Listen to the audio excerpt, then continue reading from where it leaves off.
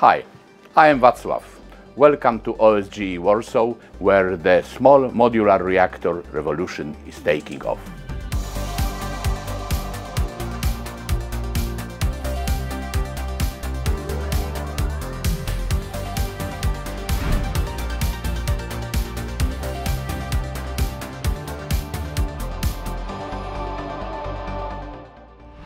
Wacław, welcome to Enlit on the Road. Thank you so much for having us. Tell us more about ORLEN Synthos Green Energy and your mission to decarbonize. Well, the mission is very simple. We would like to deploy the emission-free energy source to guarantee the base load of the electrical grid. But most importantly, we want to make also the mind-changing approach, namely no single watt-hour should be wasted. It means we would like most of the reactors to work in the cogeneration mode, which is producing both electricity, industrial heat if necessary, and district heating for the people. Poland is actually, strangely enough, the most piped nation in Europe. We have 16 million people connected to the grid, and we have one of the most polluted air in Europe because of the district heating sources. It's not even industry, it's actually district heating which is making the main problem. So the solution is very simple. Use the emission-free, connect it to the existing pipes and go ahead. Only to make the decision first, and then of course to make this grid adaptable. So that's the first. And then Poland must modernize the energy park, not only because of the climate concern, but it's very old. It's actually reaching the end of the life. We need a base load, so we cannot rely only on the renewable sources. However, we love them. They cannot ensure a stable grid, so we need the emission-free base load, and also we need emission-free heating sources. So when you put this equation together, the nuclear reactor is actually a fantastic solution. Then there is, this burst of the SMR, small modular reactor in Europe. It's a little bit over-advertised expression. SMR is like a car. Unless you like Ferrari or Fiat or maybe Porsche, you cannot talk about details, neither about the prices. But that's the first time in the history of nuclear development when the vendors say, we have a reactor which is tailored to your needs. For 50 years, the nuclear industry was saying, bigger is better. That's not true. Actually, the small is also nice and beautiful, particularly if it can be nicely merged to the existing needs. So SMR changed the idea. So we as a customer have maybe a choice that we can have a reactor which can produce heat and electricity close to the consumers, or maybe we can have also a reactor we can work off-grid for us, if we are a huge consumer of the electricity. When we look today at our electricity bill, the grid fees are actually higher than the electricity prices. So that is this big change which people do not realize. SMR is the first in the nuclear technology history solution which is offering the customer the choice. Is the industry ready for this?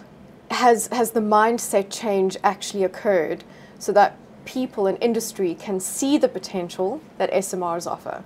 We have a lot of talks with the people at the local communities, and the people who are dealing actually with the new investors. They are saying, when new investor is coming to the certain region, the first question is about taxes. And the second is footprint of your energy sources. When this carbon footprint is too high, they say, bye-bye. Because the future, they know already, future customer will be ready to pay more for the better conscious. It means for the less carbon footprint. So this is the industry hopes, but also industry needs. We need actually in many branches of industry the emission-free, because otherwise the products of this industry will be not competitive, at least on the European market. Wacław, I want to return back to the ORLEN Synthos Green Energy solution. What is the technology that you will be using? for your project? In the world, we have about now, let's see, registered about 83 different SMR projects, and they are all projects from the PowerPoint level up to the really, high technological development. So the choice was very simple. For the first, reactor of the 300 megawatt fits perfectly to the coal to nuclear change. Most of the Polish energy units are actually about between 200 and 400 megawatt. So just perfect. You have a grid, you have a place, you have to exchange only the... So, you don't need to be Einstein. So the second choice was actually the really vendor which you can trust. So when you look at the time we were making this decision, which was actually 4 years ago, there were not that many vendors, actually, and GE Hitachi is not a startup. GE is not a startup. GE Hitachi is like now almost 20 years old together, but they are both very serious companies. GE as itself is very well present on the Polish market. It's 5,000 people. Hitachi is very well present on the Polish market. Altogether, they have more than 10,000 people. So the industrial landscape is already here. And then the third, most important, the main designer of the BWRX 300 is my former student, Christer Dahlgren, who exactly 30 years ago passed exam in the reactor physics. So he went to the United States, and after 30 years is a main designer. And why? Because I was teaching them, do not let bookkeepers to decide about engineering solution. Because bookkeepers will say, oh, economy of scale is great. It's not. There is certain limit. And then pay attention to the customer. Maybe customer doesn't want to have one very huge, energy generation facility, in the north of the country, and then, consumers in the south of the countries. So when you have the small reactor, you can easily place that where customer wants to have. The second, I was teaching them, do not use a word waste heat. There is no waste heat. There is only the heat which you cannot sell or you cannot use. So adapt your reactor to cogeneration. And then, of course, the third idea which I was putting to their head, use as much as possible natural forces to ensure the safety of the reactor. So what we call that inherent safety or passive safety. When there is no need for the operator intervention, of course, use all the possibilities of the negative reactivity, temperature feedback, and so on, so on. And that is how this reactor has been designed. Many people actually are saying BWRX 300, but this X really stands for the 10. It is the 10th generation of the BWR reactors development. The practicality also. BWR is generically also cheaper because it's simpler construction. It has some drawbacks also, but in general it is simpler. It's only one cooling loop. You have the steam generator inside of the reactor vessel. So for the newcomer like Poland, I would say it's a perfect solution. And you have a lot of plans for these reactors. You've been granted the green light, or as you say, the political blessing for 7 projects. Tell us more. Yes, the political blessing. The problem in Poland, the political blessing was given by the former power holders, and then in the meantime was actually the power transfer. But that's true. The Polish legal process is such that first you have to get the blessing that this localization, this site, it does not contradict, with the defense plans, with the other development plans. And we got this blessing. And they are very diversified sites. Most of these reactors are to operate in the cogeneration, so delivering electricity for the local. Then we are considering also the industrial heat, but in general, always cogeneration, localization close to the customer, and minimize the investment costs through the localization at the existing infrastructure. Are there challenges or hurdles that you are facing? The biggest challenge is politics. Well, in principle, because for almost all the nuclear history in Europe, nuclear energy was actually monopoly of the state. Synthos and Synthos Green Energy was the first stakeholder who said 4 years ago, 5 already, why it should be a monopoly of the state. You know, for many reasons it was monopoly of the state because, you know, the investment program is much bigger than an election period. SMR should lower the investment threshold, lower also the risk. So why it should be only the monopoly of the state? And then, of course, this movement made a lot of, I would say, excitement in Europe. And now there are many stakeholders, actually, but the next condition is you cannot make nuclear with a good cooperation with the state. So you have to have a perfect cooperation frame.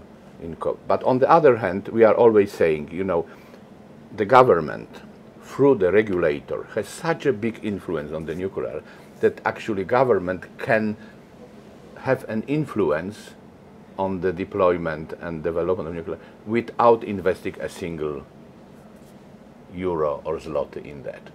So if I would advise to any government something, say, make a very clear rule of the games and then do not intervene with the games if it follows the rules. There is very important syndrome, I would say.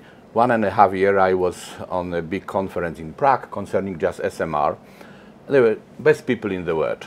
And when the question from the audience was concerning the engineering, the answer was, no, this is not a problem, we'll solve it, no problem. When there was a question about licensing, everybody, oh my God, that's such a huge problem. It is not. It can be rationalized, it can be made, you know, very understandable for the people, for the investors also. You know, if you have regulator and the state in the same team, I mean, if the state is responsible, of course they have different rules of the game, even if I believe that regulator is driven mainly by the safety objective. But when you have the private investment in that, of course, you know, the regulator has to have a goodwill, the blessing from the government, go ahead, because the regulator can make your life or very easy or very difficult. So I think clearing the licensing way, making it understandable, making it maybe, you know, more international. You know, we ask people why we cannot have the same situation like the aviation. That, you know, one license for burning and it can land everywhere. The general answer on that question was, you know, because we were too late. The national regulators develop already, but it doesn't hinder them to cooperate, to make the joint assessment and then only to make this small assessment of the national conditions. Then the next thing which we are trying also to solve with our partners, which is GE Hitachi, OPG also in Canada and also Tennessee Valley, we are working on the standard design. So we would like to have a design which is easily adoptable to any national regulation. So we accept that national regulation will not be changed in the coming way, or there will be no European regulator, and actually it's maybe a rational solution. But they can be a joint assessment of that, and then through the standard design we can make the licensing process much simpler. And the Swedish government is doing actually a very good thing. The first thing they did 1.5 years ago, they actually asked the regulator, look through the regulation and make proposition how the technology development and SMR concept changes our approach to regulation. And I would encourage all the European countries to do the same. And there is things happening in that direction. So standard design, cooperation between the regulators, and maybe in the future to make a common platform for licensing, maybe in Europe. We're talking about new and exciting technology. Let's talk about the workforce that can make that happen. Within Poland, the skills in the workforce have really been focused on a coal and lignite economy. How do we ensure the next generation of skills and workforce is in place for technology like this? Actually, this is also over-interpreted question. For the first, students are the smartest creatures on earth, so they know what they choose. If they will see the labor possibilities, the workplaces, the development possibilities, they will go. Actually, universities are already ready to restart. You know, Poland, it is the third approach of Poland to the nuclear, so we cannot fail now. 3 times is enough. But the young people actually are following very much what is following on the market. So if they will see there is an industry which is developing, I can guarantee you there will be no problem. We have a program of training the trainers. We have a program now to build actually the European Training Center for the BWRX with a full mock-up in multilingual approach. We have a very good cooperation with, as I said, with our Canadian partner, which is Ontario Power Generation. Actually, that is the important thing. We follow the footprints of the OPG, which is actually the most advanced now program to deploy BWRX in Darlington. And then we have also the global training program. So we are preparing both on the training level, on the education level. We talk to all Polish universities actually, and they are ready to go. We need a stable approach of the politics. One of the conditions for the very, very dynamic development of nuclear in Sweden, they have plans to build more than 10 gigawatt by 2045. But one of the main issues is to make political risk minimize. One party coming after another, oh no, we're doing this thing. So take atom out of the political agenda, because this is something which is very important for the country.